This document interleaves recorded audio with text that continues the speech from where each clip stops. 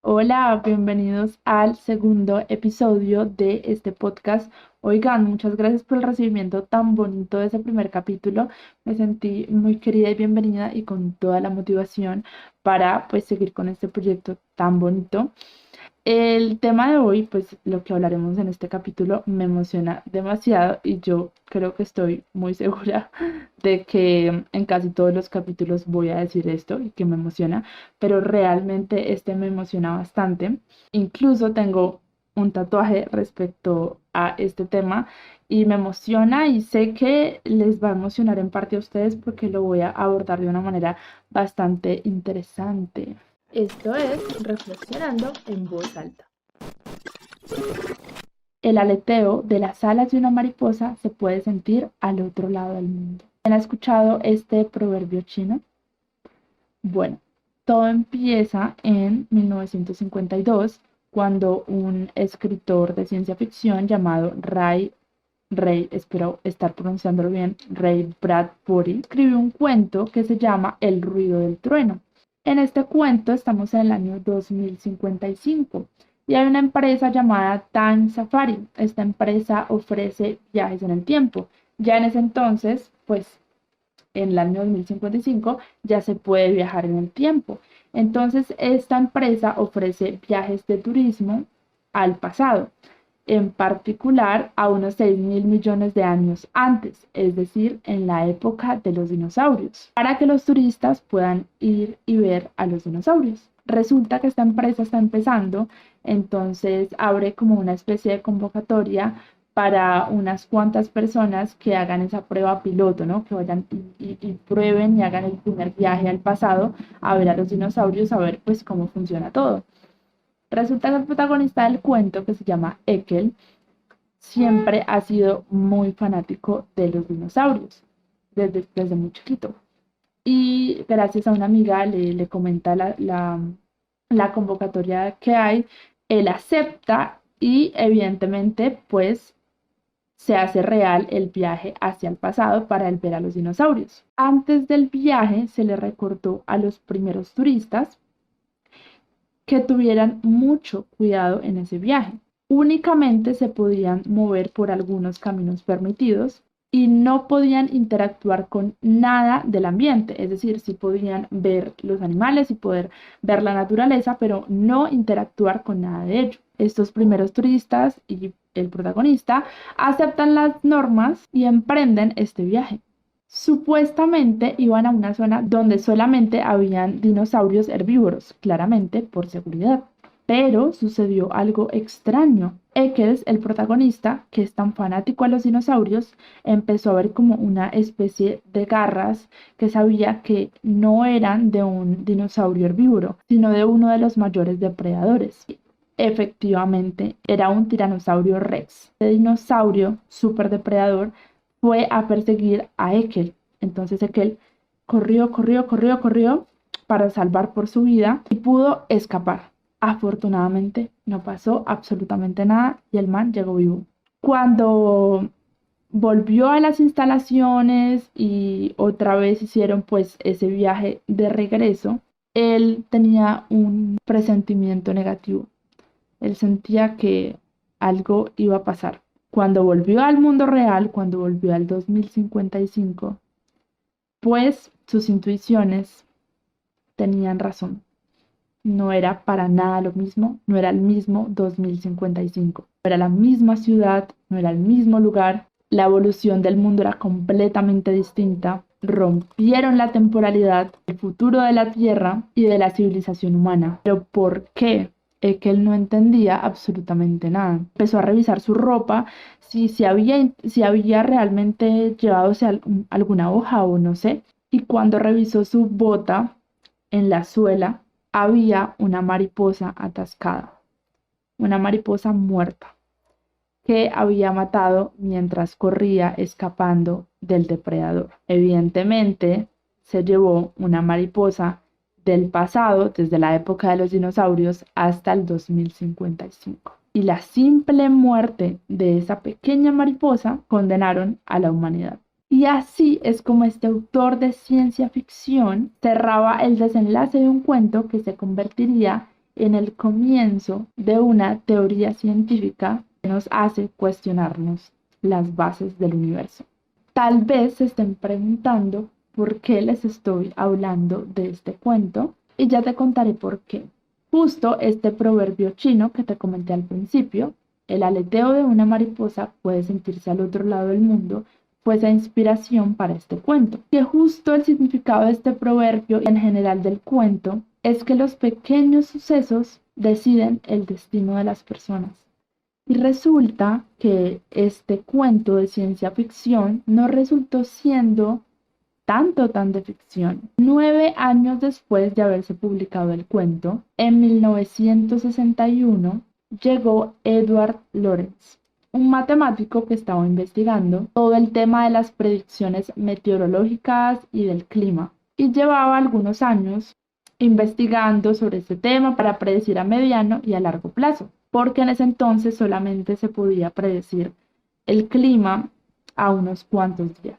Él estaba haciendo sus investigaciones, pero tenía bastantes limitaciones tecnológicas, máquinas, computadores para poder hacer uso de pronto esos modelos matemáticos que él estaba desarrollando.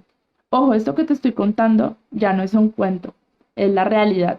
Él necesitaba muchos factores en sus modelos y en sus ecuaciones como humedades, temperaturas, y por eso necesitaba tecnología más avanzada. Un conocido le recomendó a Edward que fuera a un instituto que tenía un ordenador más avanzado. Cuando fue, claro, se pudo permitir hacer estas investigaciones meteorológicas para desarrollar 2 ecuaciones con 12 variables para las predicciones y se estaban acercando mucho a la realidad. Una mañana, Edward Lorenz vio los resultados que estaba obteniendo y le pareció muy extraño porque estaba viendo unos resultados bastante atípicos, o sea, bastante raros. Así que reinició todo otra vez e introdujo otra vez los valores, o sea, los mismos valores que siempre estaba poniendo. Cuando llegó a los resultados no entendía.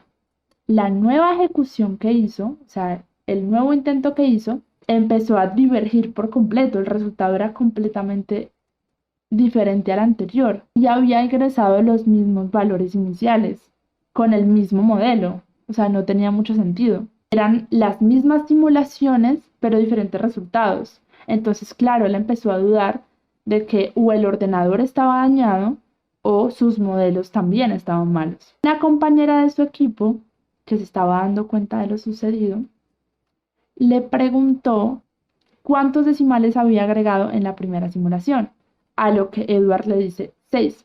Y la segunda pregunta, ¿y cuántos decimales agregaste en la segunda simulación?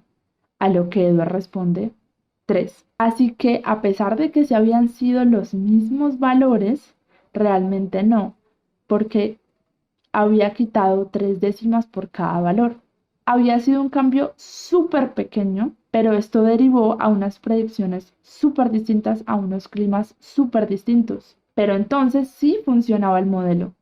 Y ahí Edward Lorenz se dio cuenta de que esta propiedad y esto que no, o sea, esto que notó es algo de la naturaleza que se había mantenido oculto. Siempre habíamos pensado que si cambiábamos algo muy mínimo, ¿por qué tendría que alterarse el resultado? Y se dio cuenta que se necesitaban como unas nuevas matemáticas, que no fuese el determinismo, sino la llamada y famosa teoría del caos, que son sistemas con pequeñas variaciones que generan grandes cambios. Y el clima de la Tierra precisamente es un sistema caótico. Y como sorpresa, justo en esa simulación que hizo, tenía como resultado unos puntos que generaban un patrón como las alas de una mariposa. Y el cuento y la teoría estaban convergiendo. Y no dudó Edward Lorenz en ponerle el efecto mariposa. Esta teoría del caos